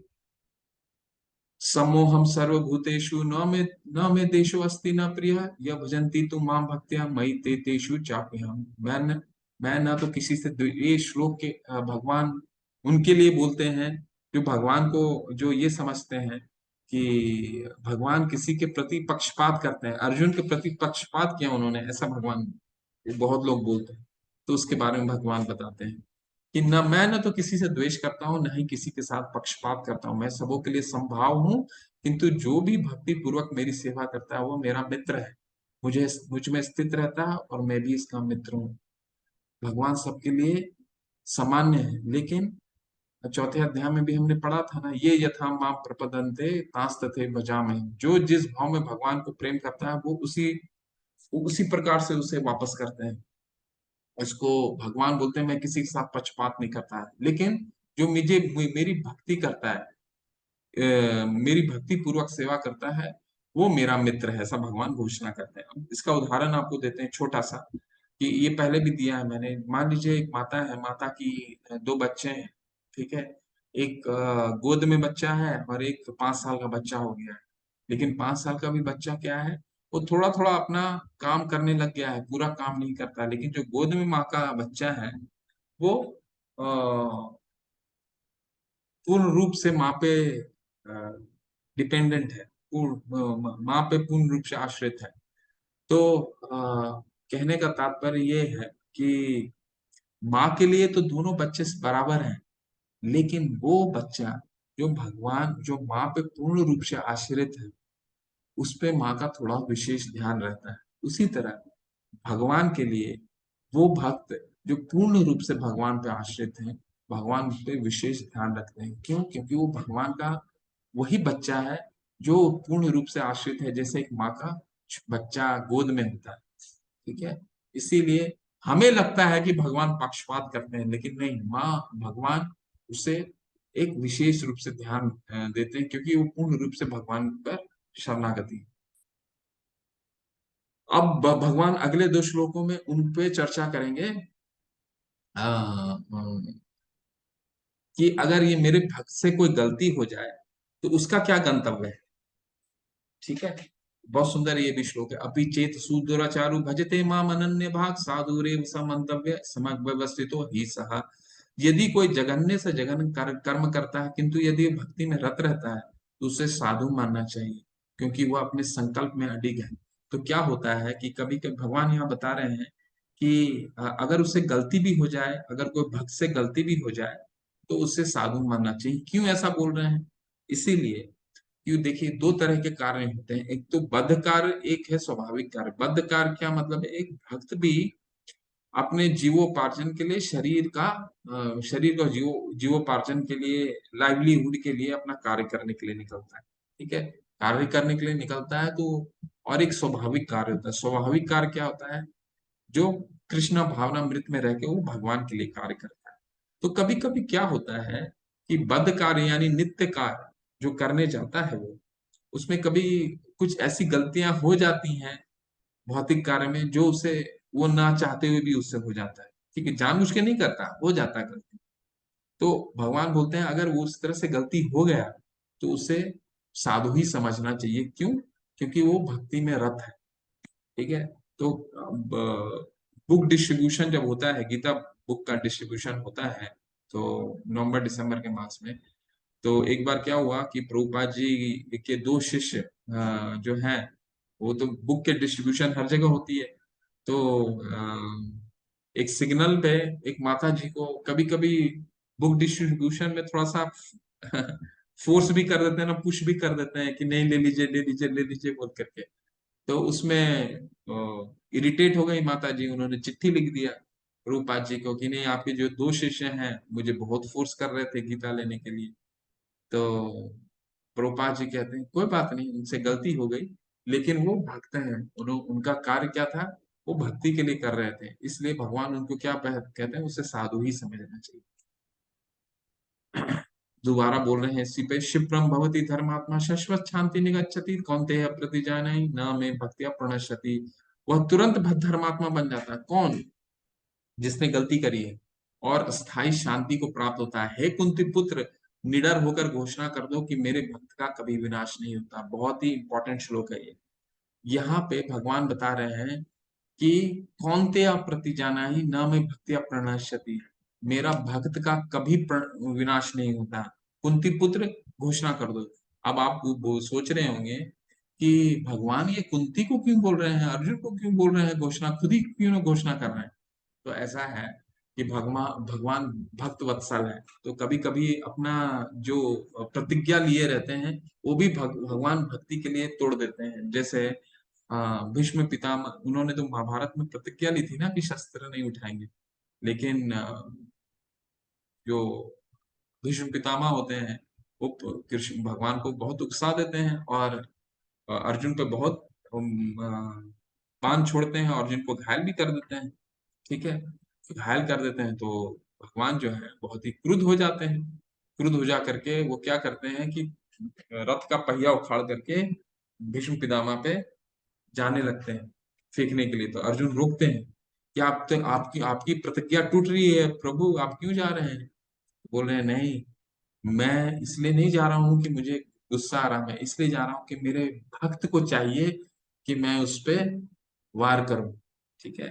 तो भगवान क्या है, अपनी भक्त को इतना चाहते हैं, इतना प्रेम है उनको भक्त से, कि अपनी अपनी अपनी प्रतिज्ञा तोड़ देते हैं। लेकिन उनका जो भक्त होता है अर्जुन, वो भगवान की कभी वो प्रतिज्ञा कभी नहीं तोड़ता है।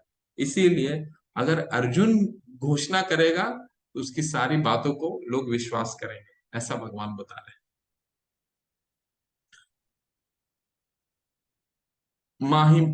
माही पार्थ वपाश्रित्य ये अपि सेतु पाप योनियः स्त्री वैश्य तथा शूद्रास अपि यान्ति पराम गतिम। हे पार्थ, जो लोग मेरी शरण ग्रहण करते हैं, वे भले ही निम्न जन्म स्त्री वैश्य व्यापारी तथा शूद्र क्यों ना हो, वे परम धाम को प्राप्त करते हैं। तो भगवान की भक्ति में कोई ऊंच नीच का भेद नहीं है। ठीक है, वो भगवान यहाँ पे बता देते हैं। ये बहुत इंपॉर्टेंट श्लोक है, और ये भगवत गीता का सार भी माना जाता है, और भक्ति को ये परिभाषित करता है। और ये श्लोक को भगवान दो बार बोलते हैं, इसलिए नहीं बोलते हैं कि भगवान भूल गए बोलने के लिए और समझाने के लिए, इसलिए बोलते हैं। ये 17वें इस अध्याय में भी है, और 18वें अध्याय में भी आएगा ये श्लोक।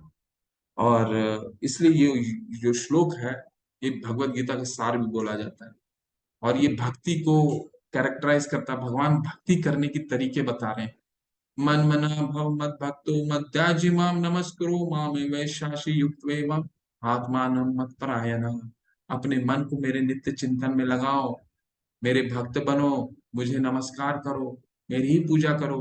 इस प्रकार मुझ में पूर्णतया तल्लीन होने पर तुम निश्चित रूप से मुझको प्राप्त हो गए। तो भगवान यहाँ अपने स्वयं की भक्ति करने के लिए बता रहे हैं क्या तरीका है। मन मना, एक एक चीज पढ़ते हैं, मन मना यानी मेरे में चिंतन लग करो। कैसा चिंतन? कंस जैसा नहीं चिंतन, कंस भी भगवान का हमेशा चिंतन करता था। ठीक है, वैसा रावण भी भगवान राम का हमेशा चिंतन करता था, वो चिंतन नहीं, भगवान का भगवान के रूप में चिंतन करना, मन मना भाव, यानी मेरे भक्त बनो। ठीक है, पहला बोलते हैं मेरे में चिंतन करो, मन मना। फिर बोलते हैं चलो, तुमसे मेरा चिंतन नहीं होगा, कोई बात नहीं, तुम मेरे भक्त बन जाओ। इसके बाद क्या बोलते हैं, मध्या जी, मध्या जी मेरी ही पूजा करो, ठीक है, तुम मेरे भक्त नहीं बन पाए, तुम्हारे पास टाइम नहीं है, मेरी पूजा करो। ठीक है, इसके बाद क्या बोलते हैं, ठीक है, तुम पूजा भी नहीं कर पाए तो मुझे नमस्कार करो। इसके बाद क्या बोल रहे हैं, मामे वे शाशी युक्त आत्मानम मत परायण। ठीक है, तो अगर तुम ये करने लग गए तो मेरे पूर्णतः मेरे पे तलीन हो जाओगे। कैसे होगा, कैसे होगा? पहले तो क्या भगवान ने बताया, मन मना, यानी मेरे पे चिंतन करो। वो नहीं हो पाता है तो मेरे भक्त बनो, भक्त भी नहीं बन पाते हो मेरी पूजा करो, पूजा भी नहीं कर पाते तो मुझे नमस्कार करो। तो अगर तुम नमस्कार करोगे तो एक ना एक दिन तुम मेरी पूजा करना भी शुरू कर दोगे, मेरी पूजा करना तुम शुरू कर दोगे, एक ना एक दिन तुम मेरे भक्त बन जाओगे, और जब एक ना एक दिन तुम मेरे भक्त बन जाओगे तो कभी ना कभी मेरे में चिंतन भी करने लगोगे। ठीक है, तो ये भगवान बहुत ही सुंदर से समझाते हैं हमें कि भक्ति कैसे करना है ना, और बहुत सरलता से बताते हैं कि ये नहीं हुआ तो ये करो, ये नहीं हुआ तो वो करो, वो नहीं हुआ तो ये करो, अंत में तुम मेरे पे चिंतन करने ही लगो। प्रभुपाद जी क्या बता रहे हैं इस अध्याय के बारे में, इस श्लोक से स्पष्ट है, इस भौतिक जगत से छुटकारा पाने का एकमात्र साधन कृष्णा भावनामृत है। तो ये श्लोक जो है 34 का, आपको जो पीडीएफ मिलेगा उसको दोबारा मनन कीजिए, चिंतन कीजिए, पढ़िए। बहुत ही सुंदर, ये अध्याय भी बहुत सुंदर है। लेकिन कृष्ण तत्व को न जानने के कारण भाष्यकार कृष्ण को छिपाते हैं और उनको उनके मन या शरीर से पृथक बताते हैं। यद्यपि यह कृष्ण तत्व के प्रति निरी अज्ञानता है, किंतु कुछ लोग जनता को भ्रमित करने का पर करके धन कमाते हैं। अतः मनुष्य को कृष्ण के आदि रूप में मन को स्थिर करना चाहिए, उसे अपने मन में यह दृढ़ विश्वास करके पूजा करने में प्रवृत्त होना चाहिए कि कृष्ण ही परम है। तो भगवान अपने बारे में पूरा यहाँ पे विशद वर्णन किए हैं, अहम, कि मैया दक्षिण प्रकृति सुईते सचराचरम, मैं इस पूरे जगत का सारा जड़ और चेतन वस्तु का मैं ही अध्यक्षता करता हूँ। जब ऐसा अभ्यास हो रहा हो तो मनुष्य को चाहिए कि कृष्ण को नमस्कार करे, उसे अर्च विग्रह के समक्ष नतमस्तक होकर के मनसा वाचा कर्मणा हर प्रकार से प्रवृत्त होना चाहिए। मनसा कर्मा, मन से, वाचा मतलब वाणी से, कर्मणा अपने कर्म से। जब भी हम अर्च विग्रह के पास जाते हैं उनको नमस्कार करें, वो नमस्कार करके खड़े नहीं रहें, कुछ मुंह से भगवान का कोई श्लोक का उच्चारण करें, भगवान को नमस्कार करने का उच्चारण करें। इससे वह कृष्ण भाव में पूर्णतया तलीन हो सकेगा, इससे वह कृष्ण लोक को जा सकेगा। उससे चाहिए कि कपटी भाष्यकारों के बहकावे में ना आए, उसे श्रवण कीर्तन आदि नवदा भक्ति में प्रवृत्त होना चाहिए। शुद्ध भक्ति मानव समाज की चरम उपलब्धि है। ठीक है, तो ये बहुत अच्छा प्रभुपाद जी समझाते हैं, इसलिए ये जो अध्याय है बहुत ही इम्पोर्टेंट है, बहुत महत्वपूर्ण है। और इसका जो अंत है वो तो जिसको बोलते हैं ना सोने पे सुहागा, वो है मन मना भव मद भक्तो मद्याजी माम नमस्करो मामे वैशाशी युक्त एवं आत्मानम मत परायण। मेरे भक्त बनो, मेरे में चिंतन करो, मुझे नमस्कार करो। ठीक है, अगर ऐसा करोगे तो तुम मेरे में पूर्णतया तलीन हो सको। ठीक है, हरे कृष्ण। इसके साथ ही ये अध्याय समापन होता है। हरे कृष्ण।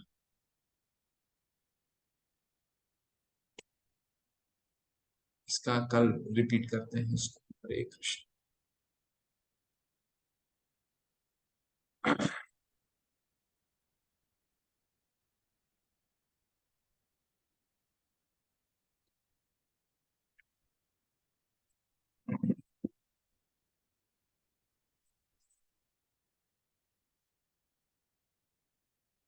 हरे कृष्णा।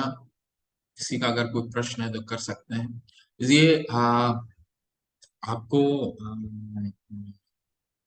आप लोग कितने लोग आप लोग क्विज को अटेम्प्ट कर रहे हैं? अगर जो क्विज को अटेम्प्ट कर रहा है वो हरी बोल लिख करके भेजे चैट बॉक्स में। बहुत ही खुशी होगा अगर आप लोग हरी बोल लिख के भेजेंगे। कितने लोग अटेम्प्ट कर रहे हैं कुछ?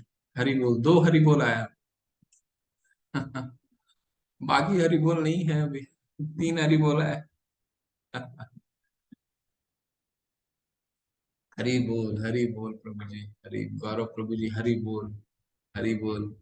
और लोग हरी बोल लिखिए। और क्विज अगर नहीं कर रहे हैं तो क्विज कीजिए। क्योंकि क्विज करेंगे तो पीडीएफ पढ़ेंगे। हरी बोल सत्यम कुमार जी, हरी बोल, हरी बोल। क्विज अटेम्प्ट कीजिए और ताकि पीडीएफ पढ़ने का। अंकिता माता जी, हरी बोल माता जी। प्रज्ञा शर्मा माता जी कह रही हैं हरी बोल प्रभु जी। आपसे सबसे कोशिश कीजिए, सब लोग क्विज अटेम्प्ट कीजिए। प्रभु जी क्वेश्चन अटेम्प्ट, प्रभु जी क्वेश्चन कैसे अटेम्प्ट करें हम? पारस प्रभु जी माता जी भेजती हैं, श्री माता जी एडमिन जो है वो ग्रुप में भेजते हैं, क्विज है, ऑनलाइन अटेम्प्ट कर सकते हैं। कोई प्रॉब्लम होता है तो माता जी से कांटेक्ट कीजिए। और आप अटेंड कीजिए, क्विज जरूर कीजिए, ताकि हरि बोल लिखने का मौका मिले, भगवान का नाम ले सकें आप। और भी कि बहुत कम हरि बोल आया, पूरा हरि बोल आना चाहिए। अभी 9वां अध्याय पहुंच गए, 9 और बाकी है। कोशिश कीजिए सब में हरि बोल लिखिए आप लोग, ताकि सारा पीडीएफ पढ़िए। और ये अध्याय तो विशेष है, लेकिन इस अध्याय तक पहुंचने से पहले हमें पहले 8 अध्याय का अध्ययन करना जरूरी है। क्योंकि हम भक्ति नहीं समझ पाएंगे भगवान की जब तक हम दूसरे पहले के 8 अध्याय नहीं समझ पाएंगे। तो ठीक है, तो हम ऐसे ही डायरेक्ट इस अध्याय को कभी भी अध्ययन नहीं करें। फर्स्ट टू 8 का उसको पढ़िए अच्छे से, और फिर क्विज अटेम्प्ट कीजिए, 9वें अध्याय में आइए। फिर 9वें अध्याय को तो बार बार पढ़ने की आवश्यकता है, क्योंकि यहाँ पे भगवान अपनी भक्ति का भाव प्रकट कर रहे हैं। तो भाव टेक्निकल नहीं है। भाव को समझने के लिए थोड़ा सा हमें भावपूर्ण रूप में आना पड़ेगा, भगवान की माला करनी पड़ेगी, तो भगवान को हम उनके भाव में थोड़ा सा समझने का प्रयास कर सकते हैं। इसलिए माला भी कीजिए आप लोग। हरे कृष्ण। आपके कोई प्रश्न है तो प्रश्न कर सकते हैं या हैंड रेज कर सकते हैं। किन्हीं का कोई प्रश्न है क्या? ज्ञानेश्वर गुप्ता, प्रभु जी क्या बोल रहे हैं? प्रभु जी तरीका क्या है भगवान जी का पूजा करने का? भगवान जी ने तो बहुत सरलता से बता दिया, मन मना मेरा चिंतन करो, भाव मेरे भक्त बनो, और मेरी पूजा करो। पूजा करने का बहुत ही सिंपल तरीका है। अ, भगवान को नमस्कार कीजिए, मंदिर में जाइए, भगवान को दंडवत प्रणाम कीजिए। दंडवत प्रणाम मतलब आपके 6 बॉडी के 6 पार्ट्स जो है वो टच होने चाहिए जमीन में। माताओं का 5 होना चाहिए। ठीक है, दंडवत प्रणाम कीजिए भगवान को। भगवान का कोई मंत्र का उच्चारण कीजिए। ओम नमः कुछ नहीं आता है तो हरे कृष्ण महामंत्र कीजिए, ओम नमो भगवते वासुदेवाय कीजिए। कि भगवान ओम नमो भगवते वासुदेवाय, मैं आपको नमस्कार करता हूँ भगवान। ठीक है, वो कीजिए। ठीक है, अपने घर में अर्च हुए ग्रह को एक फोटो रखिए, फोटो का आरती कीजिए, उनको भोग अर्पित कीजिए। यही पूजा है। भगवान को पूजने का क्या तरीका है? सेवा करना, भजते। ठीक है, और भगवान बहुत अच्छे तरीके से यहाँ बता रहे हैं कि उनको पूजा कैसे करना है, उनका नमस्कार करना है, उन्हें उनका चिंतन करना है। चिंतन हम कैसे कर सकते हैं? हरे कृष्ण महामंत्र से चिंतन कर सकते हैं। ठीक है, माला कीजिए भगवान का नाम का। जब भगवान का नाम लेते हैं तो हमारे जिह्वा में भगवान स्वयं आते हैं। और भगवान के नाम और भगवान में कोई अंतर नहीं है। ठीक है, तो हम भगवान को स्मरण कीजिए, नाम लीजिए, एक माला से शुरू कीजिए। ये कुछ विधियां हैं।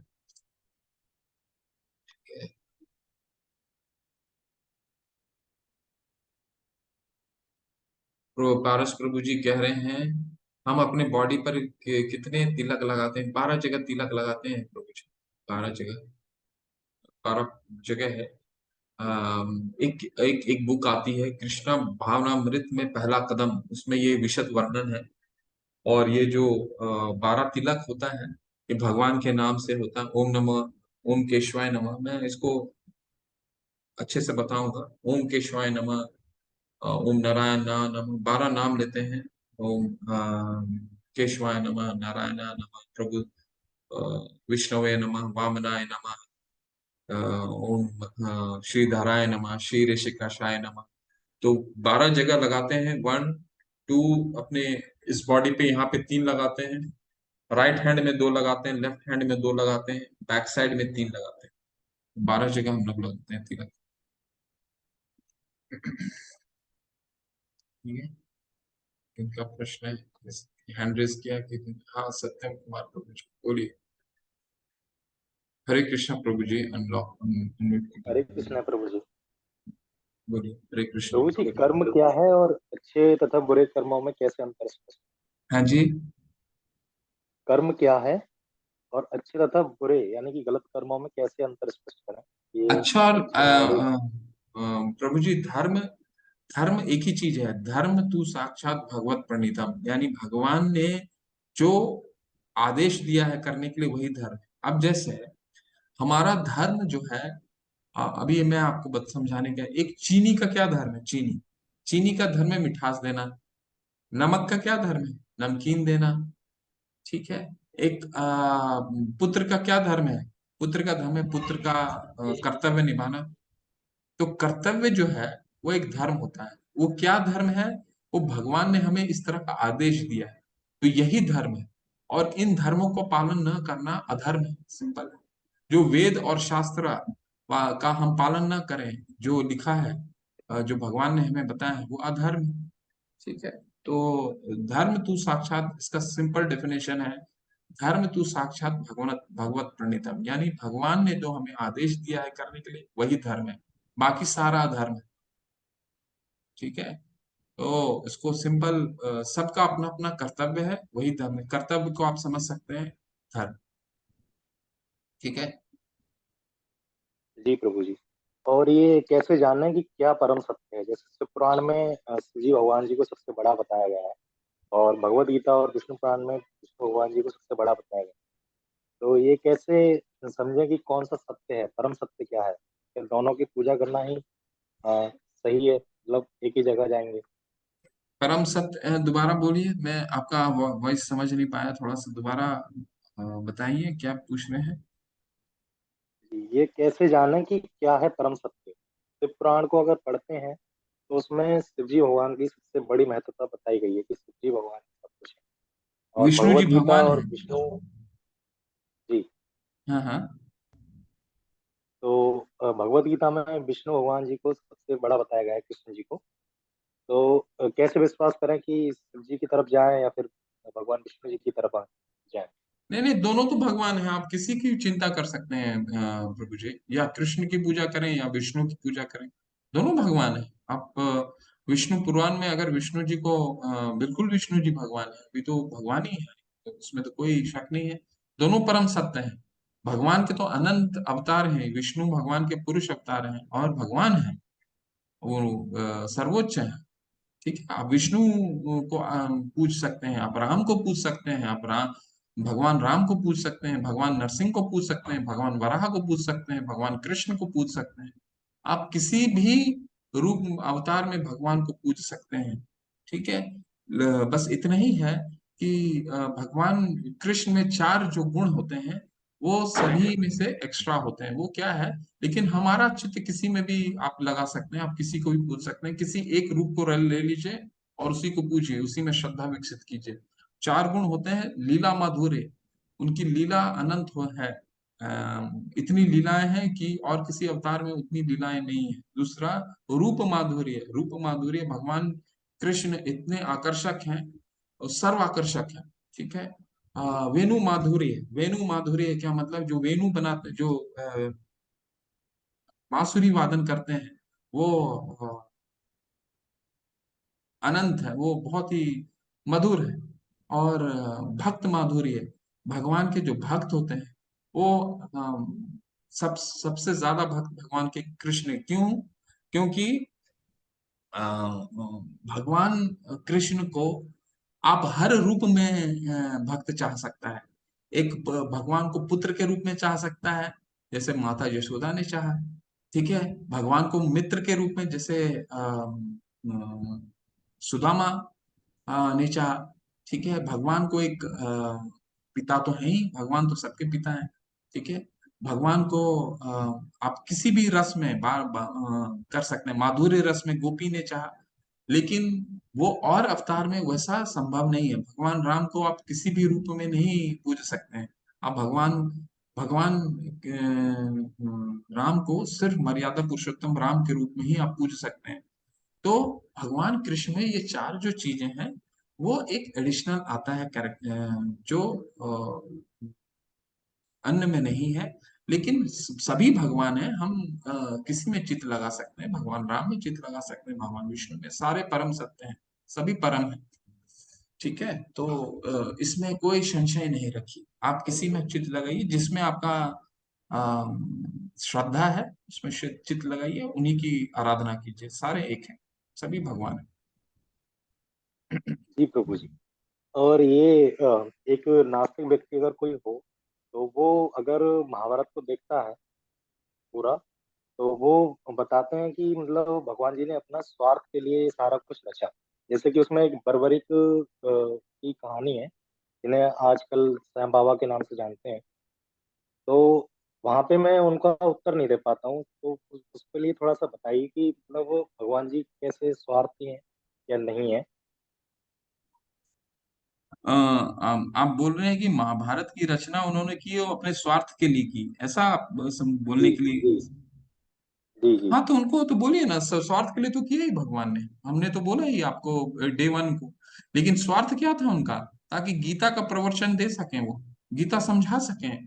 क्योंकि गीता का ज्ञान लुप्त हो गया था, भगवान तो बताएं। और ये तो हमने डे वन में ही आपको पहला ही पीपीटी पढ़ी है, तो हमने दिखाया, आपको लिखा हुआ था कि ये सारा योजना भगवान की है। तो स्वार्थ भगवान का क्या है? भगवान का स्वार्थ है इस सबको, जीव को अपने धाम बुलाना। ये जीव, ये गीता का उपदेश देना, ताकि वो समझ सकें कि जो ज्ञान लुप्त हो गया है, वो ज्ञान दोबारा इस महाभारत के युद्ध के माध्यम से ये सब जीवों के आने वाले टाइम में मैं अर्जुन के माध्यम से सभी को दे सकूं, और सारे भक्त जो है अर्जुन का अनुसरण कर सकें। ठीक है। तो ये उद्देश्य था महाभारत का। तो भगवान का तो स्वार्थ क्या है? भगवान तो हमारा सुहृदय सर्वभूता नाम है। भगवान हमारा, इस हम जीवों का सबसे बड़े हमारे हमारे माता पिता तो इस धरातल पे हमारा सबसे बड़ा शुभचिंतक है। सबसे बड़े, उनसे भी बड़े कौन है? भगवान सुहृदय सर्वभूता नाम। तो हमारी भलाई के लिए उन्होंने ऐसा किया कि गीता का हम गीता जो डाइल्यूट हो गया है। एवं परंपरा प्राप्तम इमम राजर्षय यो विदु स कालेन महता योगो नष्ट परम तपा। तो ये योग जो है नष्ट हो गया है। 12 करोड़ साल पहले जब उन्होंने सूर्य देव को कहा था, तो ये नष्ट हो गया। अब इसको दोबारा देने की प्रक्रिया आई। तो दोबारा उन्होंने इस महाभारत के माध्यम से देने का हमें ये ज्ञान दोबारा पहुंचाया, और हम अभी भी ज्ञान ले रहे हैं ना। तो हमारे हमारे अच्छाई के लिए भगवान ने ये पूरा युद्ध रचा। इसको इस तरह से जी समझने का अं- प्रयास कीजिए। बाकी अंतिम अगर कोई ये है। जी जी। ये अंतिम ये और था कि मोक्ष का प्रमाण क्या है, जो आपने बताया कि मोक्ष को आत्म साक्षात्कार के रूप में आप समझिए, और उसका प्रमाण क्या है, ये थोड़ा सा बताइए। मोक्ष का प्रमाण, जी मोक्ष का प्रमाण है जब आप पूरी पूर्ण रूप से अब आप भौतिकता से आसक्त हो गए, और भगवान के पूर्ण रूप से शरणागत हो गए, तो मोक्ष होगा आगे आपको। आपको ये महसूस हो गया कि आप जो भौतिकता में जिस चीज चीज से आप लगे हुए हैं, वो पूर्ण रूप से उससे आसक्त हो गए आप। ठीक है। आप पूर्ण रूप से आप जो काम कर रहे हैं, वो सिर्फ उससे आप उदास हो गए हैं। अब जैसे उदाहरण के रूप में एक जज है, ठीक है। जज क्या करता है? जज डेली केस सुनता है, कभी किसी को दंड देता है और कभी किसी को अवार्ड करता है, पुरस्कार देता है। लेकिन जज जो है उससे कभी भी अफेक्टेड नहीं होता है, उससे वो हमेशा उदासीन रहता है। तो कहने का क्या मतलब है कि अगर हम भगवान के में पूर्ण रूप से, उनकी सेवा में पूर्ण रूप से आसक्त हो गए और हम भौतिक से अ, हमारे में भौतिकता से कोई आसक्ति नहीं है, तो ये मोक्ष है। इसी का मोक्ष का, यही मोक्ष का प्रमाण है। हम पूर्ण रूप से, अब जैसे हमारे आचार्य हैं, प्रभुपाद जी हैं, ठीक है। अब उनको, अब समझिए, 70 साल का उम्र में वृंदावन में वो थे, 69, एज एज ऑफ 69, पूर्ण रूप से वृंदावन में अपना जीवन त्याग सकते थे। वो भक्ति कर सकते थे, अपने बारे में सोचते, क्योंकि उन्होंने संन्यास तो ले ही लिया था, ठीक है। संन्यास लेते, अपने बारे में सोचते, तो वृंदावन में रह ही रहते, आराम से अपना शरीर त्याग देते, वो वहां पे भक्ति तो कर ही रहे थे। लेकिन उन्होंने क्या किया?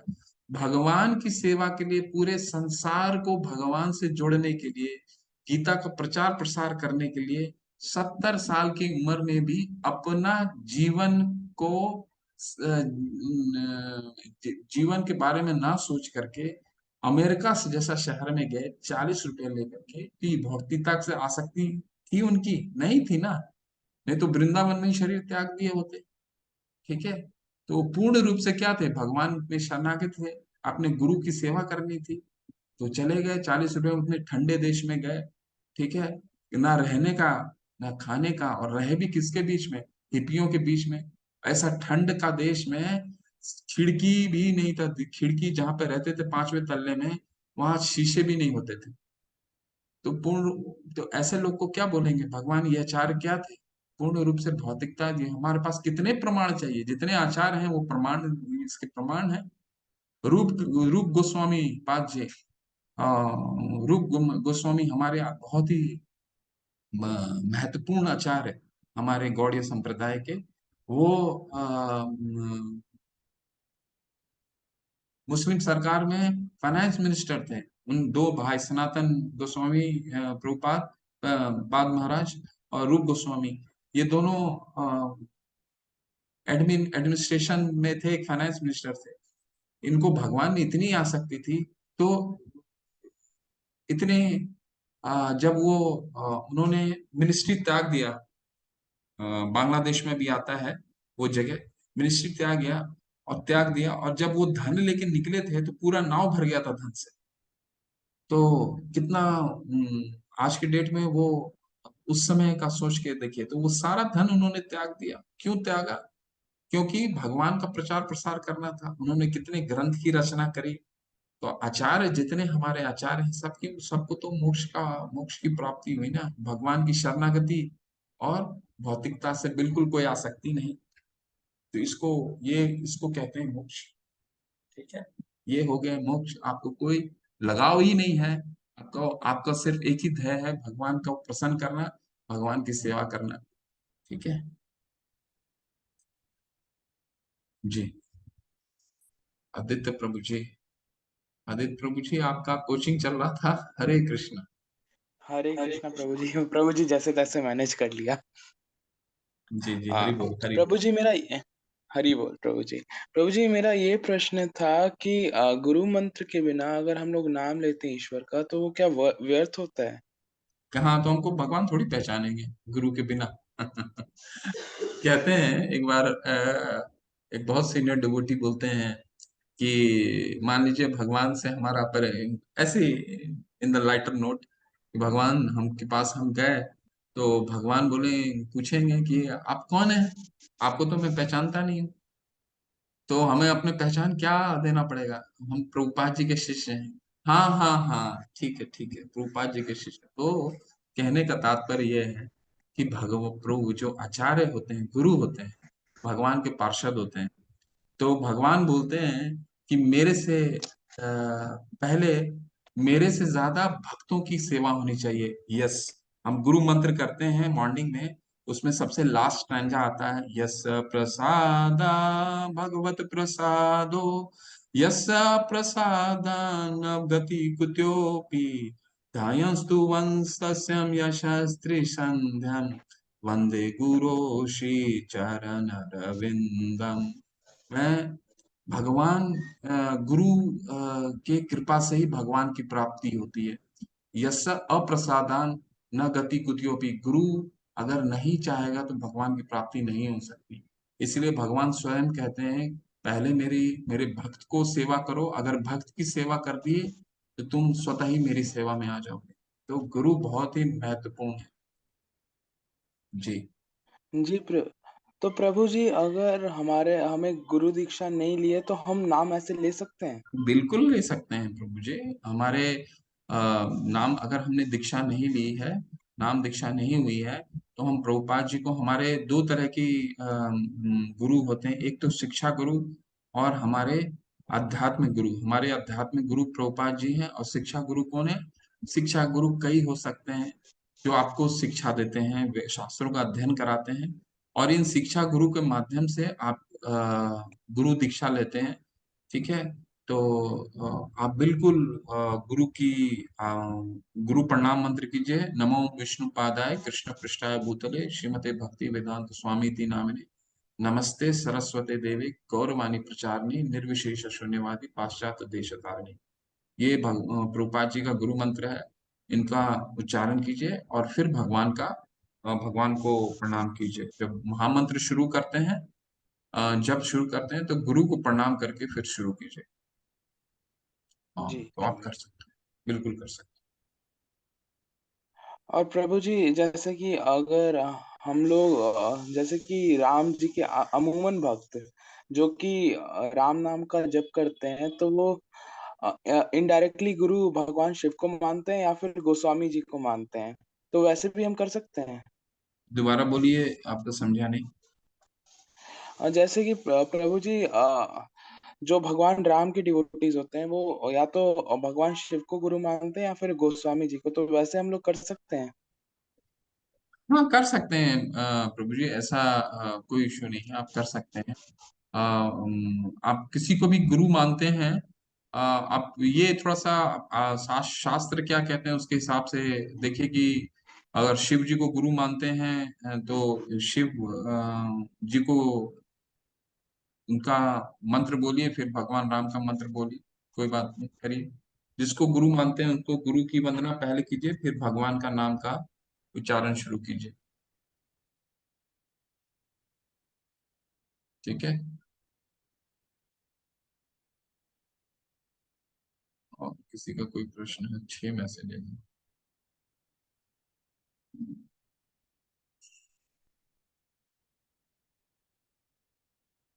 मुन्नी माता जी कह रहे हैं, जैसे कि भगवान जी ने वराह अवतार लिया था, तो अभी के दिन में पिग ऐसे गंदे से क्यों रहते हैं, जबकि भगवान खुद अवतार लिया था तो उनका नेचर अच्छा मुन्नी माता जी का प्रश्न प्रश्न बहुत इनोसेंट होता है। आपको समझाता हूँ माता।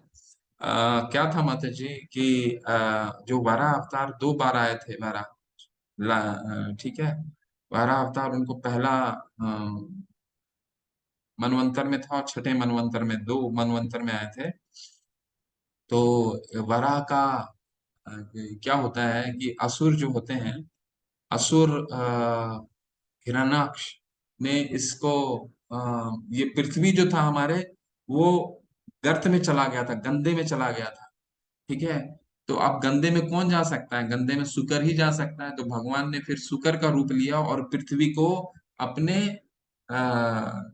ये मुंह में उठा करके फिर ऊपर लाया, और उसको फिर स्थापित किया। और हिरण्याक्ष को, सबसे पहला जो असुर था इस पूरे हमारे ब्रह्मांड का, पहला असुर था हिरण्याक्ष। ठीक है। तो हिरण्याक्ष को फिर वध किया। तो इसीलिए भगवान ने वराह का रूप लिया, ताकि वो पृथ्वी को गर्त से उठा सके।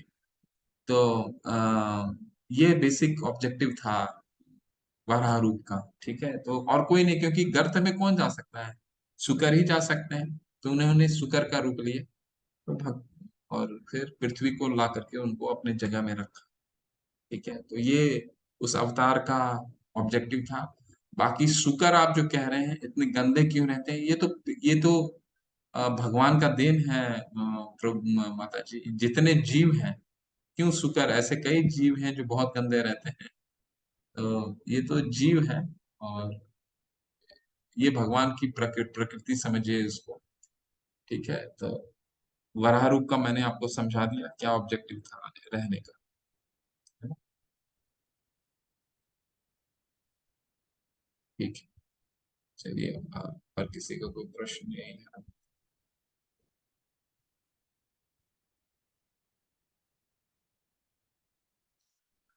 हरे कृष्णा, चलते हैं, चलिए।